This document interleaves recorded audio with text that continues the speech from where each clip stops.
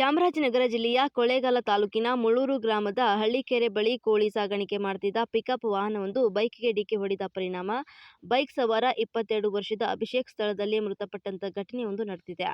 ಕೊಳ್ಳೇಗಾಲ ತಾಲೂಕಿನ ಮುಳ್ಳೂರು ಗ್ರಾಮದ ಸಿದ್ದಯ್ಯ ಎಂಬುವರ ಪುತ್ರ ಮೃತಪಟ್ಟ ದುರ್ದೈವಿ ಅಂತ ತಿಳಿದು ಬಂದಿದೆ. ಈತ ಸ್ವಗ್ರಾಮಕ್ಕೆ ಬರುತ್ತಿದ್ದ ವೇಳೆ ಮುಳ್ಳೂರಿನ ಹಳ್ಳಿಕೆರೆ ಬಳಿ ಗ್ರಾಮದಿಂದಾಗಿ ಎದುರಾಗಿ ಬಂದ ಕೋಳಿ ಸಾಗಾಣಿಕೆಯ ಪಿಕಪ್ ವಾಹನವೊಂದು ಮುಖಾಮುಖಿ ಬೈಕ್ಗೆ ಡಿಕ್ಕಿ ಹೊಡೆದಿದೆ. ಮೃತ ಕುಟುಂಬಸ್ಥರ ಆಕ್ರಂದನ ಮುಗಿಲು ಮುಟ್ಟಿತು.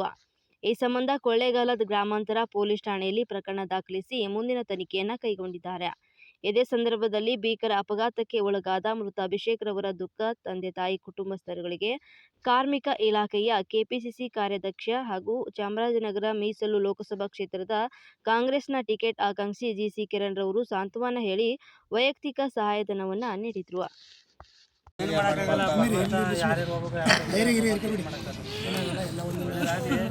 ಇದೆಲ್ಲ ಮುಗಿಲಿ ಸಾಹೇಬ್ರ ಜೊತೆ ಮಾತಾಡಿ ಮಾಡೋಣ.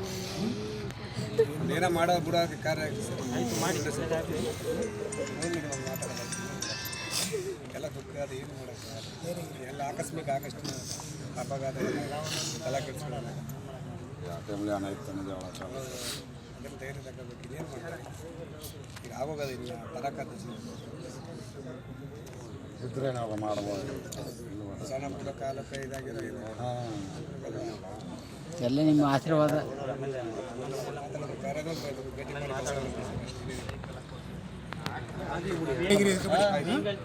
ಇರುತ್ತೆ ಸ್ವಲ್ಪ ದಿನ ಸ್ವಲ್ಪ ತಡ್ಕೋಬೇಕಷ್ಟೇ. ನಾವೆಲ್ಲ ಜೊತೆಗಿದ್ದೀವಿ ನಾವೇನಾದ್ರು ನಿಮಗೆ ಜೊತೆಗೆ ನಿಂತ್ಕೋತೀವಿ ಆಯಿತಾ. ಮಗನ ಆತ್ಮಕ್ಕೆ ಶಾಂತಿ ಕೊಡ್ತೀನಿ ಅಷ್ಟೇ.